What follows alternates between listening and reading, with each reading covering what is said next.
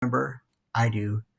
Now, I'm going to talk about something that was really memorable to me since I was little, the NeverEnding story. And first off, I'm going to show you just missed from last video about Charlie Adler. Here is the autograph I got at Fan X in Salt Lake City in 2018. And here's one from Billy West. Now, NeverEnding story was about Fantasia, which is a really, really high concept story. The book was originally published in 1979 and in the United States, released in 1983. Sorry, I drew over Falcor's eyes a long time ago. And Fantasia is actually the foundation is from Lost Dreams of Mankind. And what I'd say is it's what did I wrote right here about it? It's really serious, spiritual, and has a really consequential symbolism, but I don't think it's dark. Now, where do I begin? We, for some reason, watched the second one a lot more. I even remember seeing it in the theater. The NeverEnding Story movie was released in summer in 1984, and the second one was filmed in the summer and fall of '89, released in the United States in 1991. And this time they had a different one. He was played by Jonathan Brandis, who is known as for Sequest as was it Lucas Wolenzak or something, and it was like a Star Trek undersea in the future. And star was Roy Scheider, who is known for the heroic Chief Brody in Jaws, and this one thing he was afraid of his one weakness seemed to be water.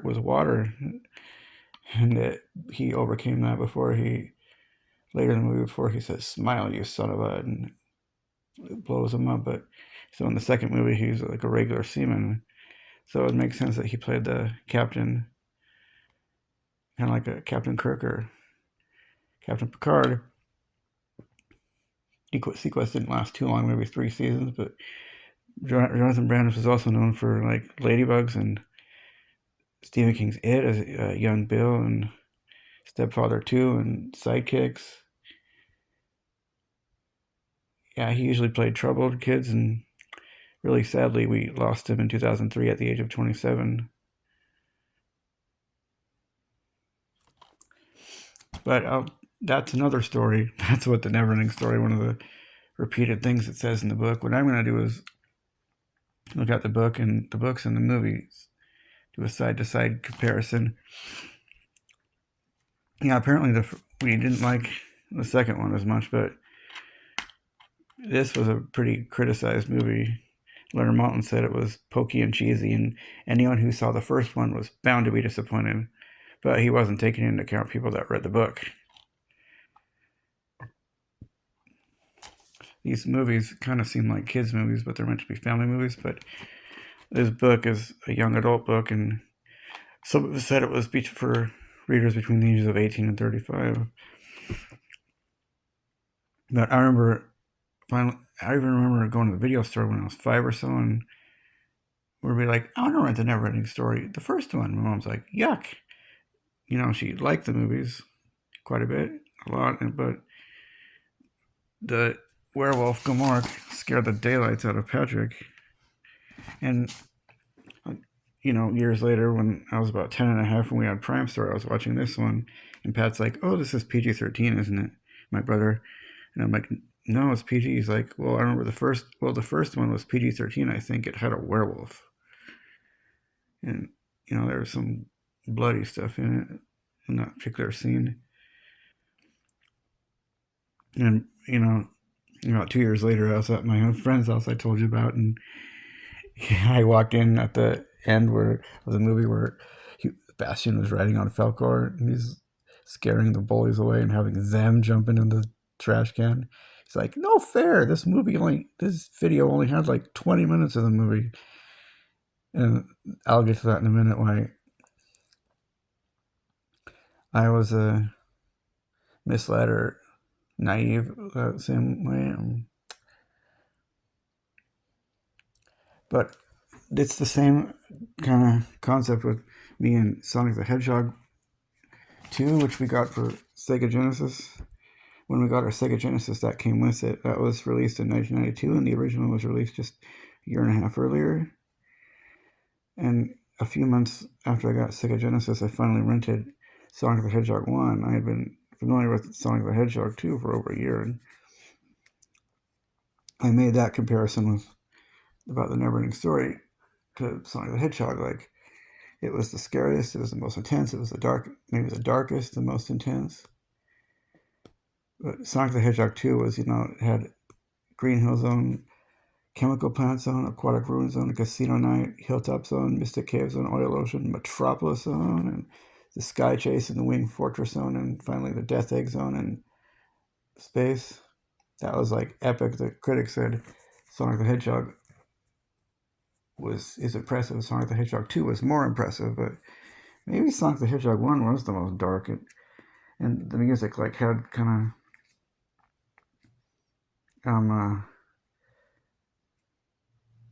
sentimental harmony to it. Like the NeverEnding story, I think is pretty is consequential and meaningful with the symbolism and everything. It's like a heavy it's like a real parallel to our mission in life. And Fantasia is based upon the dreams and maybe it's founded upon the lost dreams of mankind. And I'll get to it later. With the at the beginning with Green Hill Zone, it has a sentimental harmony that might be a motif for a bigger spiritual meaning. Like, and then there's Marble Zone, which seemed dark with it looked like a dungeon with lava. Pat even wondered if it was a place where they were supposed to kill people when we were young. When I was about 10 and a half, he finally got it secondhand from a friend. And then Spring Yard Zone.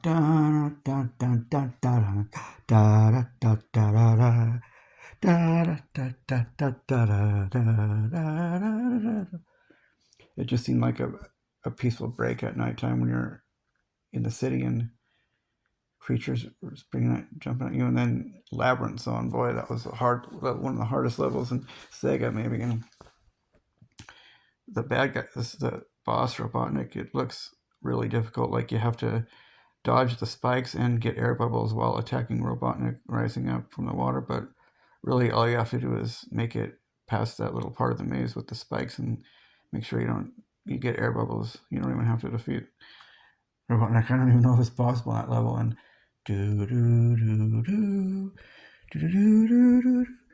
when I thought of Starlight Zone, I thought of this very image of Atreyu riding Falcor, which is overlooking the city from great heights at nighttime.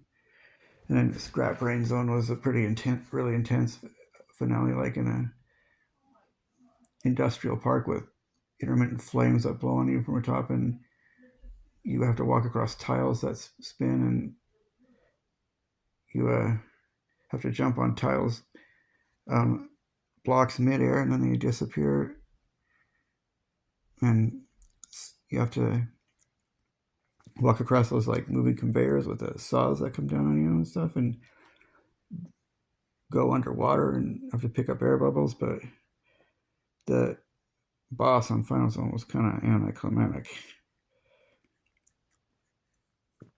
And I might also say that it's like Terminator, which was released in 1984, and Terminator 2 was released 7 years later, also, well, in 1991, but And that's Terminator 2 is considered one of the best action movies, and I do think it was pretty good, but not as good as other people. And Leonard Maltin gave Terminator 3.5 stars and Terminator 2, 2.5. And I think the first one was the best. It was more kind of scary, and I think it was the most intense. Ones that I've seen. Now, I'll start talking about an actual NeverEnding story. Yeah, and Leonard Maltin, as I said, anyone who has seen the first one is bound to be disappointed. And as I read the book when I was older, I was about 12 and a half, and I saw it, I was disappointed that this whole book wasn't in there, but the first half is what the first movie is based on, and the second half is the second movie is loosely based on. Now, I thought the boy's name, I was a lot more familiar with this. Yeah. And I thought the boy's name was Sebastian, because, Sebastian was a name we knew, thanks to the Little Mermaid. And my same friend had a dog named Sebastian who was a golden retriever, like a regal-looking reddish golden retriever, and he was an old dog, and I remember him dying when I was about 8.5, and later they got a dog that year named Jasmine, who was also a golden retriever.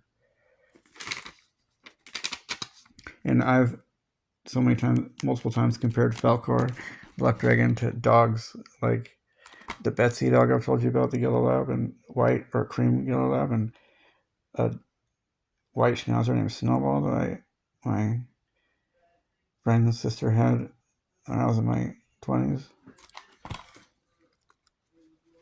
Yeah, he's actually a luck dragon, but people have gone up confused for a flying dog, and he actually looks quite a bit different than this one, the Falcor in the book. Yeah, as I might have said before, I drew over his eyes a long time ago, and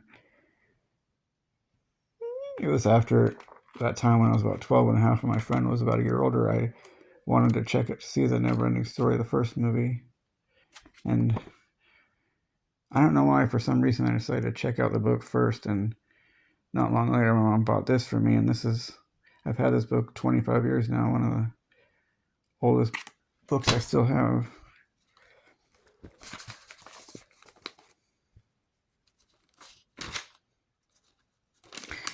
Now this more famous version of Bastion is Barrett Oliver there, and when I was watching this movie, the first time I remember watching it, I was 12 going on 13, and I knew who this kid was, though I was 12. I didn't know too many actors. I only knew Harrison Ford by name.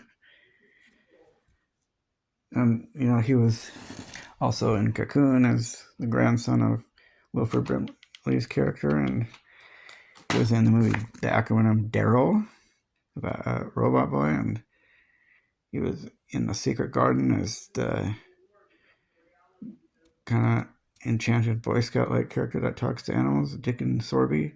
Not that Secret Garden, I mean the one that came out on television in the 80s.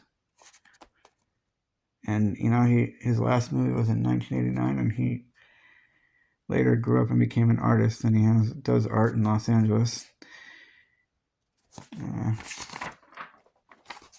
Yakety yak. Let's look at the book and make comparisons with that to the movie. And when I hear the Scrap Brain music,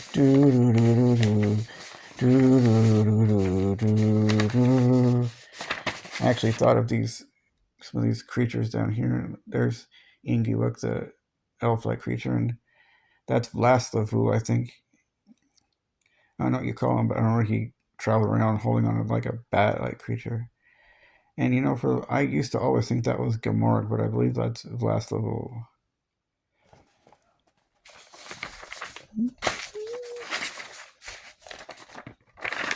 Guess it's gonna be one long video. Hope you're having insomnia, or you can order pizza if you want. Now, the real world parts were actually filmed in Vancouver, BC, in the first movie and the second movie.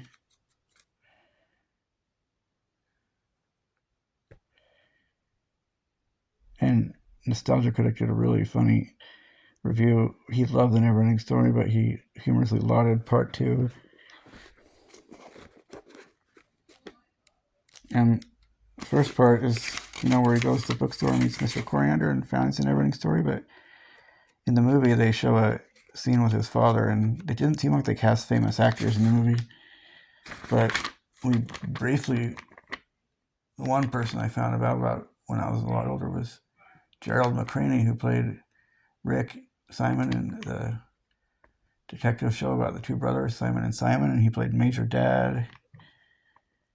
He wasn't in very many movies, though.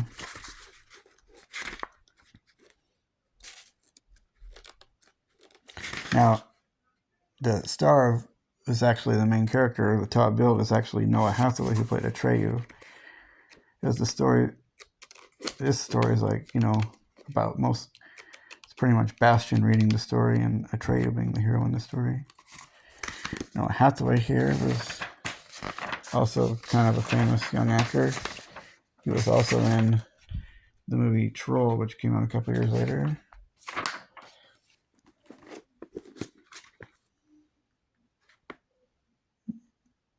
Yes, Bastian just seems kind of quiet and soulful and not as emotional as in the second movie. His dad was kind of cold, but trying to be a good, maybe distant, trying to be a good father, kind of gives him advice in the movie that some agree with and some wouldn't, that he understands what he's going through, and he's sad, misses her too, but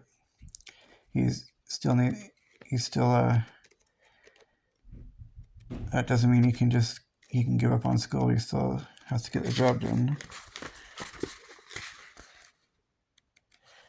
Now let's look at the book here. Second chapter, Atreyu's mission. Yeah, I remember he gets called in some sort of bright forum, and they laugh at him and say, Atreyu the warrior, not the child, and he reveals that he's the only Atreyu there was.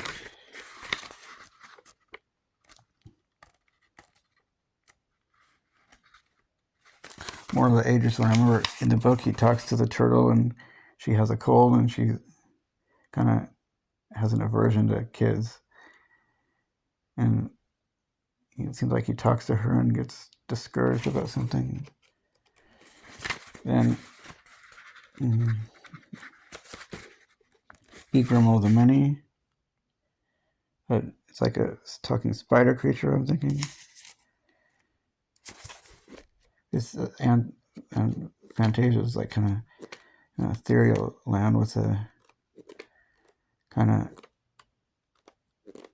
oftentimes a quiet ethereal allure to it, especially you get here on the cover. I don't remember if this was in the movie or not. I might have to watch it. The last time I watched the first movie alone, probably 22 years ago. Gee, the book goes right to the nomics. I'm not even there yet, but I remember Atreyu is in the swamp of sadness, and Artax's horse sinks, and that might be where he talks to Morla, the aged one, and she says that it's 10,000 miles to where the childlike empress is. And I remember in the beginning you see the rock biter and a teeny tiny guy that rides on a snail, and Vlast Lavu talking about how the lake dried up and Fantasia parts of it seem to be crumbling apart, and then everyone's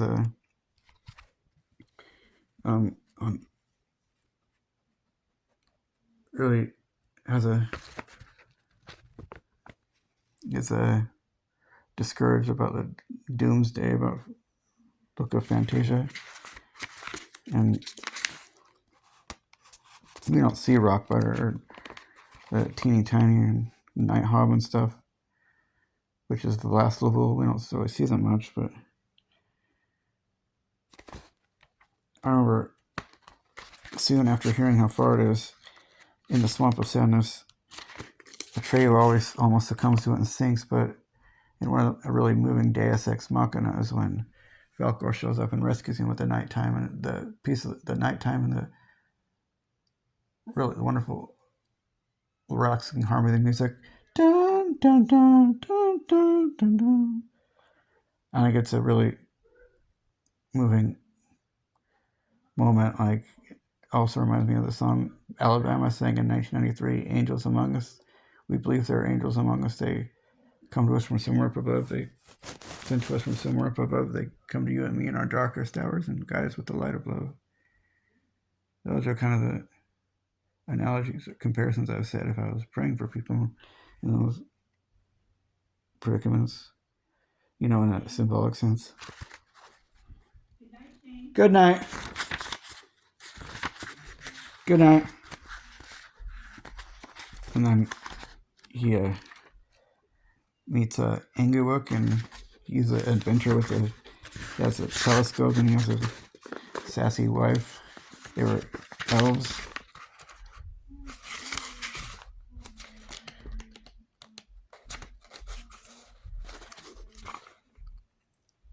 They don't really talk. They don't have chapters named after them, but I remember Falkor carries him most of the 10,000 miles away when Atreyu wakes up, and he says, "I'm a luck dragon." And then that's right where he gets to there's a lot of deep meta symbolism in this book. It's like if it were a modern day stories of the Bible. The Nomics, I remember in the movie there were the Sphinxes, and it was like the scariest thing Atreyu had to face yet, because they saw straight into your heart, and people who thought they were brave and noble find out they were cowardly. And one brave knight in armor looks really confident, but he ends up getting zapped and disintegrated. And then Atreyu, this is where he starts hearing Bastion, and he's like, "Atreyu, be confident, be confident." And he's able to, the Sphinxes are about to shoot at him, but he's able to leap forward and dodge them. And Inglewook fell out of the basket on the rope, saying, "He made it, he made it."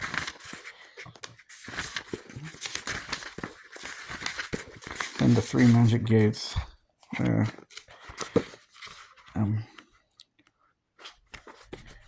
I remember he has to go across these really snowy plains in the book, and Gamork, oh god, how did I forget about Gamork? We see his face flashing in thunder and lightning, and he'd been tracking him and almost got him at the Swamp of Sadness.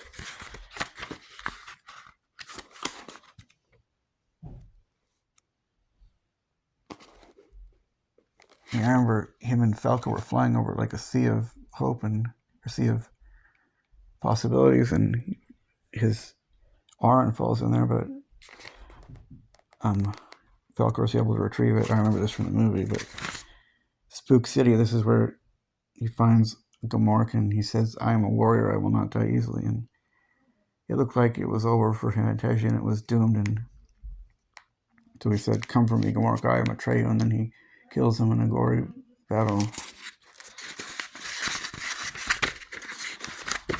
And then I can't remember what was before then. I think maybe before then is where Inglewook said the next part was even worse than the Sphinxes. It's where he had to see his real self through the mirror, and that's where he saw Bastion, and Bastion gets really spooked and starts yelling that it's not a story and throwing the book and saying, "This is going too far." This might be one long video.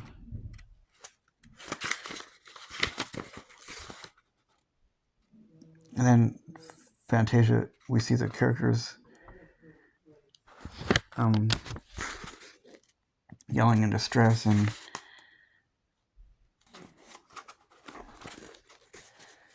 flying to the ivory tower. I think that's where they meet Moonchild, and she was the childlike empress, and she was frantically pleading, "Bastion, why don't you do what you dreamed?" And he finally accepts that he's supposed to, that it's real, and he's supposed to be the hero and save Fantasia. And he cries out the name of his mom, who had the most bizarre name because they were hippies. He calls out Moonchild. It was pretty astounding, intriguing how a 10-year-old kid could save an entire world. And he didn't even have to be like the tough, stalwart hero. He just had to think of a name.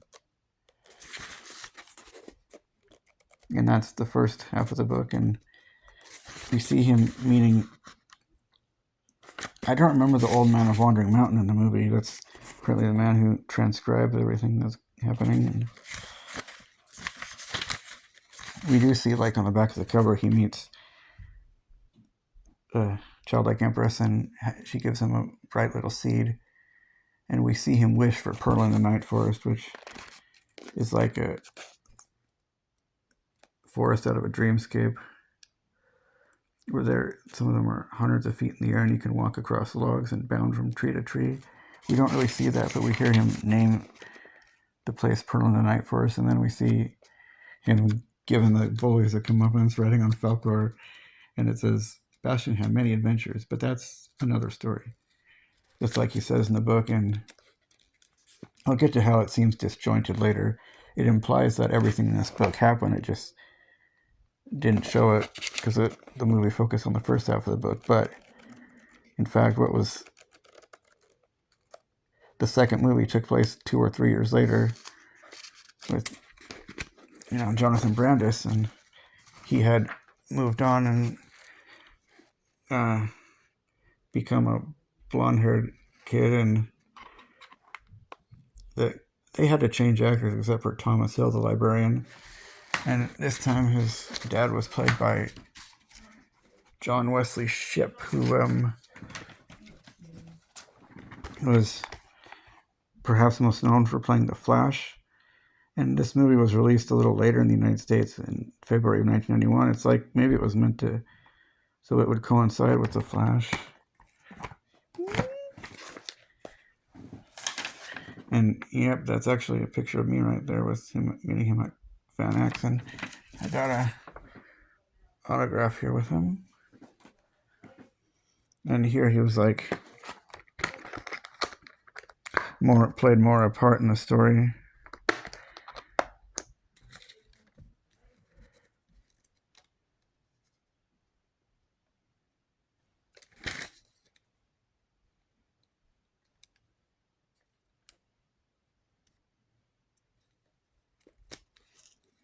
Yeah, and the real world scenes were actually filmed in Vancouver, BC. Like the library was actually filmed at the Hotel Europe.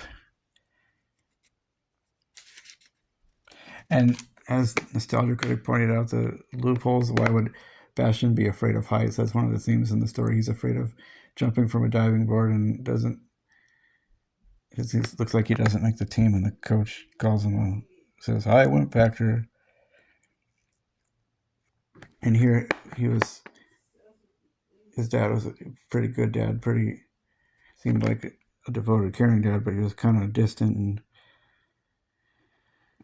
moved on too quickly and was really busy. He was an engineer. And Nostalgia Critic just called John Wesley Shipp, he called him the guy who was played by your standard Alan Thicke impersonator. And interestingly, sometimes people who they say look just like other actors are the same height, like John Wesley Shipp and Alan Thicke were about, hey, I'm busy, about 6'1". And sorry, people keep interrupting these videos. It's kind of funny.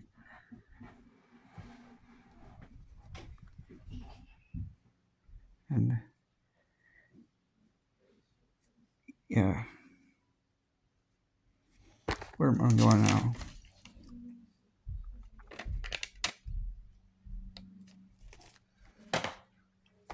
Okay, so remember, I thought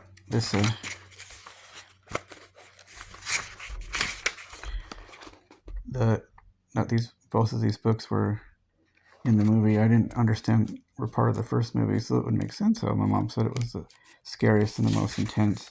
First, he finds the desert of colors where, the desert, the sand is a whole bunch of all kinds of colors, red, yellow, blue, pink, green, and he just goes on for days and days and gets really hot and thirsty, and feels like he might not last, and then he meets a lion, kind of like like Aslan in Chronicles of Narnia, but he's becomes his master, and he has to follow his every command.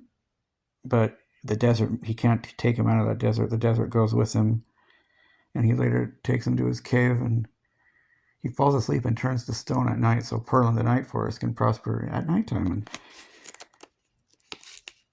he tells him that how Fantasia works. It's that when he makes up a story, it's like it had existed as long as Fantasia had, but only when he makes it up, like sort of time travel thing maybe. And he gives him Secondo, the sword of truth that can fight, but not at his own will. It's like an indestructible, almost perfect kind of power. And he gives him Orin, and he says it'll lose its power if he pulls it out at its own will. Secondo.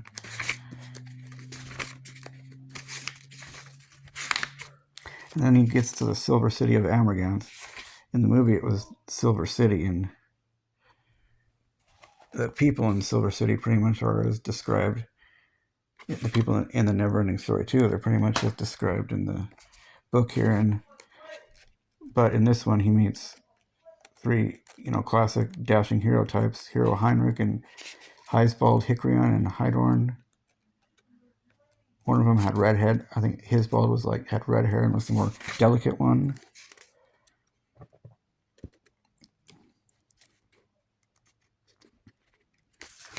And here, Bastian had his own library for all the stories about Fantasia that he made up.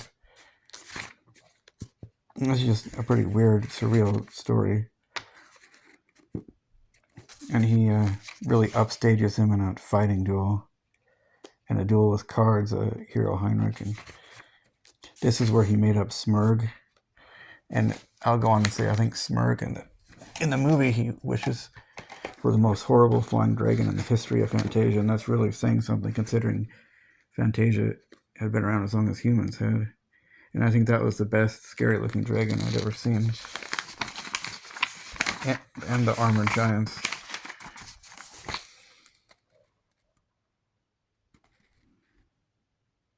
I think this and the red dragon on the roller coaster at Riverfront Park in Spokane are the two best looking dragons. I think more movies should have dragons look like this. In the book, he has the two human beings as a head and, hands like a human, like a child, and a scorpion's tail with a stinger and wings 100 feet across. And he breathes ice cold fire. And he kind of looks like the Smurg, but this dragon seems to have red, like eyes look like electric lights, and a cornea that looks just like the rest of his skin. I don't remember seeing that scorpion tail.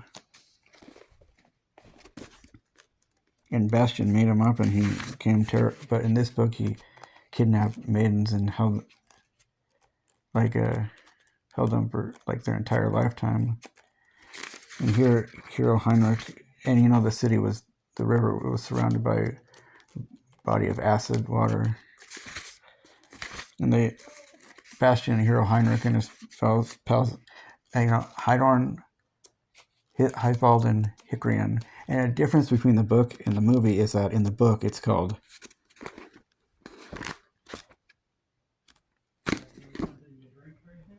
Fantastica or Fantastica. Heck, if I don't know. I never looked up how you pronounce it. And of course, in the movies, it's called Fantasia. It always makes you think of the animated Disney Symphony, their third animated motion picture from 1940. And in this story, Smurg was the lord of a castle, and Hero Heinrich went there and retrieved the axe that was hidden under the castle, the one thing that could destroy him, and destroyed Smurg.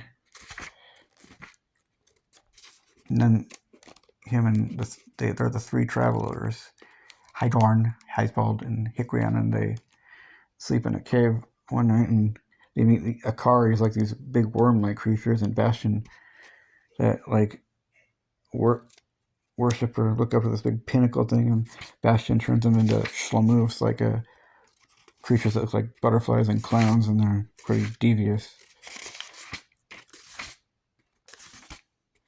The traveling companions.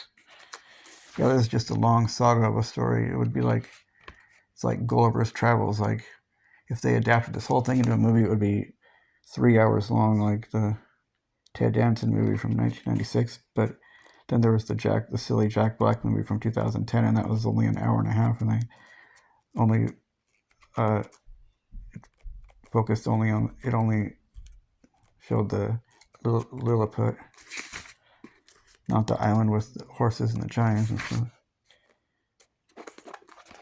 Then they keep traveling and pitching, making a tent city where they stay.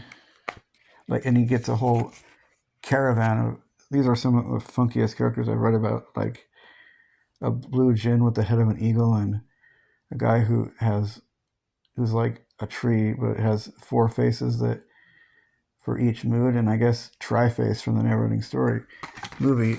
This guy right here was supposed to be like him, and this is just such a long story. I can't go into much detail. There were a creature that had like a long legs and a face.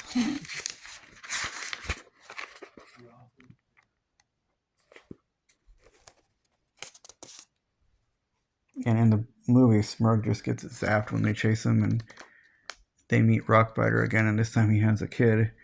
Maybe it was representing the single parenthood, like in Bastion's life.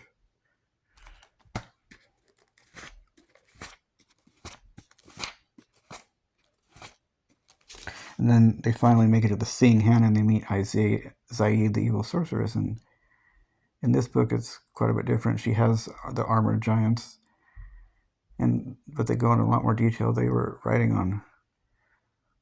on horses, and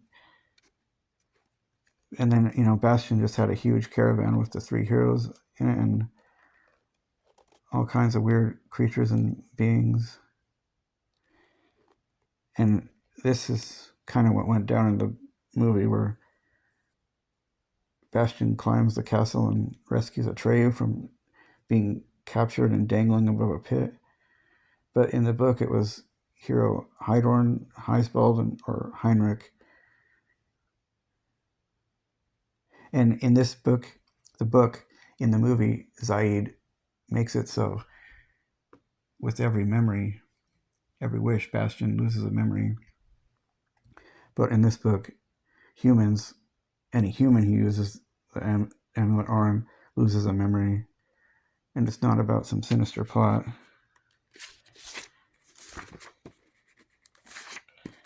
Then there's a star cloister that was not in the movie. That was really bizarre. There's like where the cloister they saw way up in the snowy mountains, and there was, let's see, what was her name?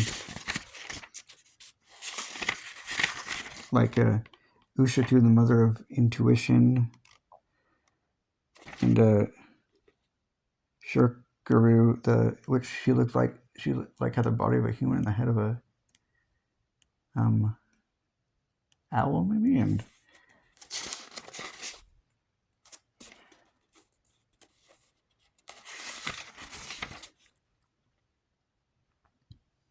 there was the father of like foresight. It was like Shurakaru, which had the head of an eagle, and Visipu, the son of wisdom, which looked like a fox.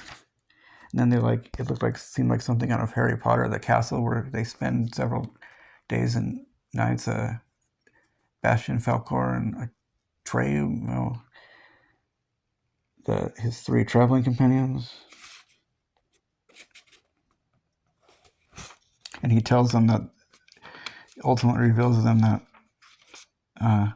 Fantasia, that is the book called The NeverEnding Story he's reading, is a portal to Fantasia, and they see the inside of the school attic.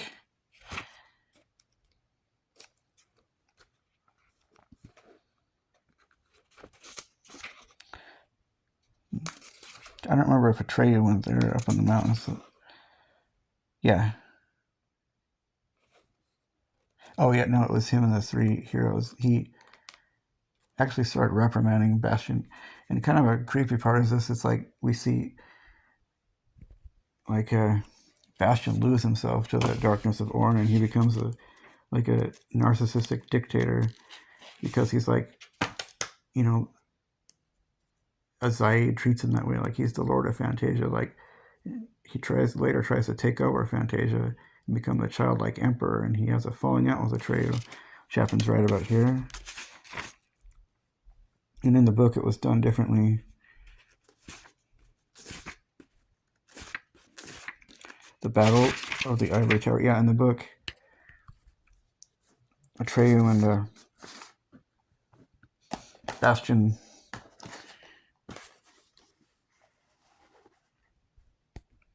attack the giants and defeat them, and she says, "I admit defeat." And Atreyu threatens her with an arrow, and she takes him to see the childlike empress, and they go on a Zobole, and Atreyu tries to warn Bastion what's going on, but he becomes a real dick and really loses himself and becomes haughty and arrogant. And I'll try to correlate that just to the super long book, but here there's even a battle for the Ivory Tower where Bastion, it's like a transformation from Anakin Skywalker to Darth Vader. He is about to be coronated the king of the emperor, of childlike emperor, and he has but then at the end of the childlike empress is in one of the doors, behind one of the doors that no one can penetrate no matter what, and Atreyu brings his army to fight, and it has hundreds of rock biters and 5 luck dragons and all kinds of the bizarre creatures and beings, and there's a full-out bloody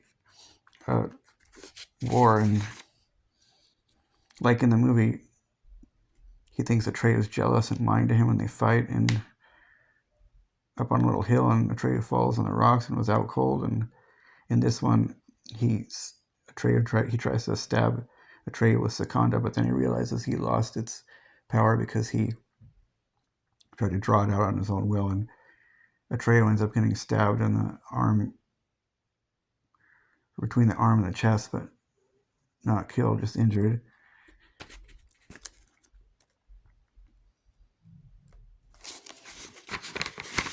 Then there's like a lot of the army was, deceased around the castle, like just a scene of a lot of dead bodies, but the 3 heroes were survivors, and that definitely would be a PG-13 movie. Like it's like Lord of the Rings, and it would have been way too brutal and epic, like Lord of the Rings and Narnia and other things that are rolled into one. I didn't completely understand what was going on maybe when I read this when I was 12. Yeah, I might have not been quite the right age. Then I don't know why Bastion left. Let's see.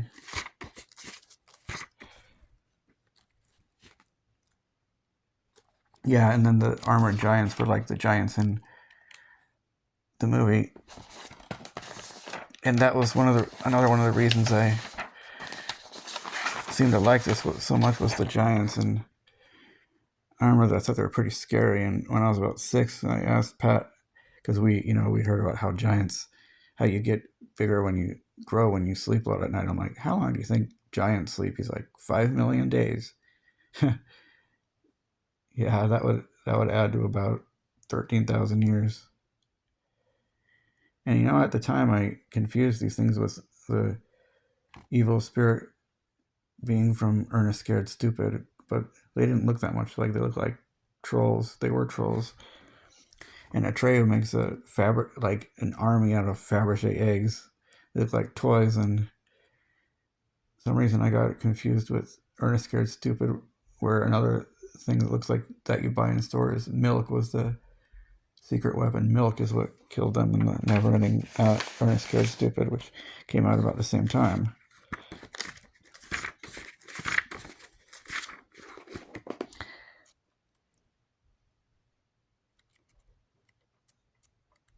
Then I don't remember why Bastion leaves the ivory tower.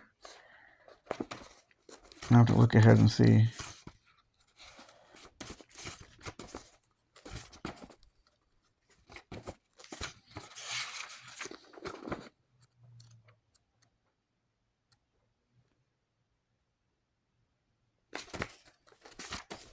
But he says, "You brought this on yourself, Atreyu," just like when he knocks Atreyu out.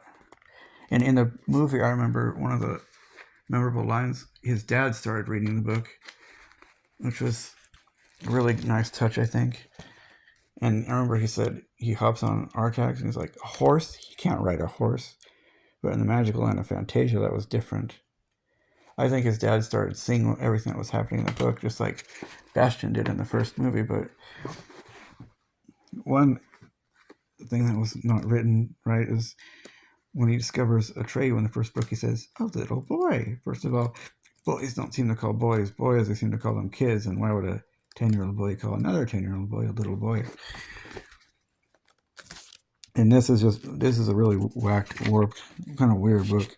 The City of Old Emperors. He talks to a monkey named Argax, and he is a place where people who were trapped in Fantasia never found out who they were, and it's got leaning houses and houses where doors are where windows should be and stuff, and no one seems to want to talk about anything about how they came to be how they are, and people wear like towels and boxes. Then he finds the Sea of Possibilities, and he finds a city made of baskets where they're like almost most things are made out of baskets, and people aren't seen as individuals, they're all seen as a group. They're called like Yaskandians or something. The people, Yaskandia, I think, is the island of baskets, and then they set sail on ships. Everyone was peaceful, and it's a long, long saga. It would be like Gone with the Wind if it just were made into a movie. But then it's a pretty touching moment. This, in a strong, deep way, this represents humanity and the struggles and heartache and we feel and dreams we have in humanity. He meets a lady named De Maniola, who seems to be really represent. There's definitely some Christian or religious symbolism in this book. This lady right here reminded him of his mom. She was tender and loving, and she had apples and fruit that grew out of her head, and flowers, literal flowers and fruits on her dress. And this house was ever changing, and Bastion stayed with her and felt like she treated him like a baby, really like her sweet baby sometimes, and he began to feel like he'd found a home again with his mother. And then she found out who he was, and that he has a quest and that he has to find his way back to the real world, to his own world.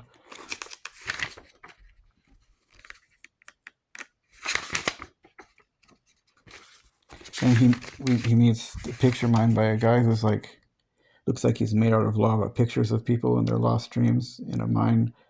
And he's with this man for several days until he finally finds a picture. It's like a picture of a man in a suit, and he was trapped in a ice cube and really sad and yearning to get out. And he decided that was the picture that represented his father, apparently. And then he finds the water of life. This is also another really touching, strong, deep symbolism I've had for triumph, finding your way out of a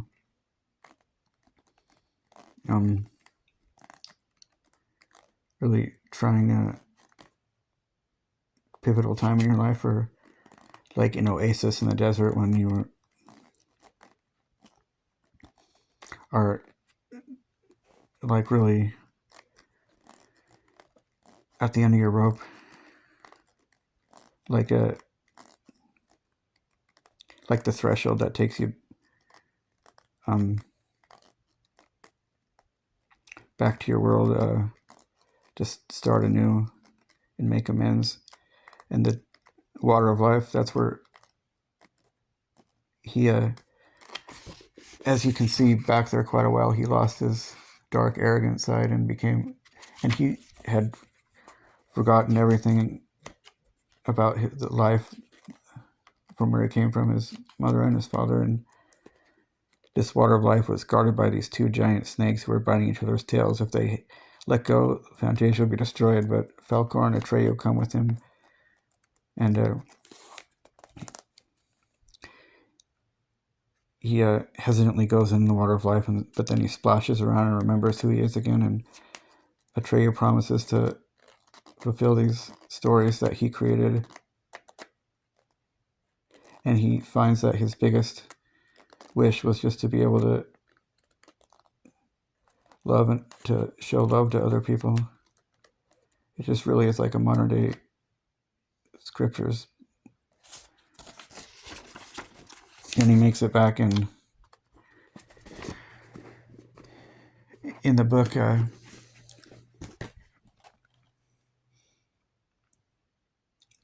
Bastian fell into this big rough river, and he was to be punished for what he did to Atreyu, but he grabbed onto a firm limb, and his dad laughed out loud in triumph when he spoke to him through the book. And finally, Nibley was actually briefly in before he got to the ivory tower, and he decides to switch sides. Nibley was a sidekick in the movie there. He went with him throughout the movie, and he was pretty cute and pretty amusing, actually. But he decided to change sides when he sees his Bastian's last vision. He's moved to change sides and tells him how to get to the ruins of the Silver City. And Zaid says you're outnumbered and outdone, and to make his final, he wished for Atreyu to live, and he forgot about his mother, but he still remembered his father, and he wished for Zaid to have a heart, and she was destroyed. The nothing couldn't be destroyed. It had to be filled with love. And the reunion with his dad was pretty warm in that movie. And at the end of this book, it's really, really warm and moves you to tears.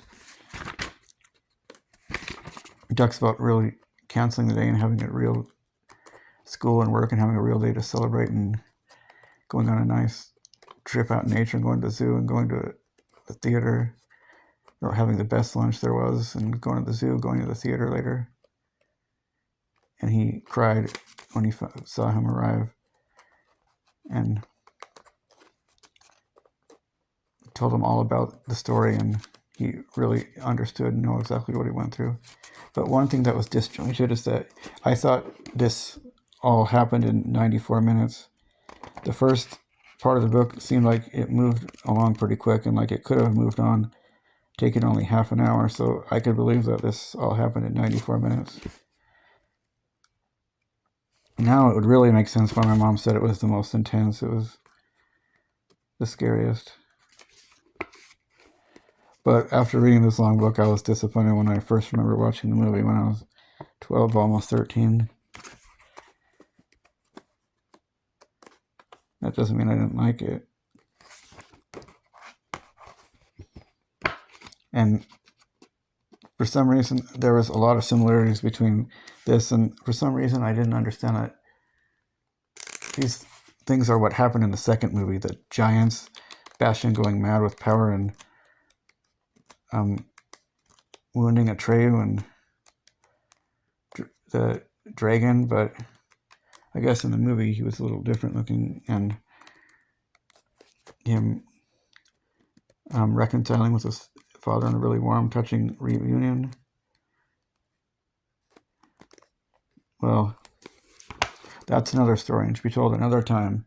Like and subscribe if you feel like it. Bye.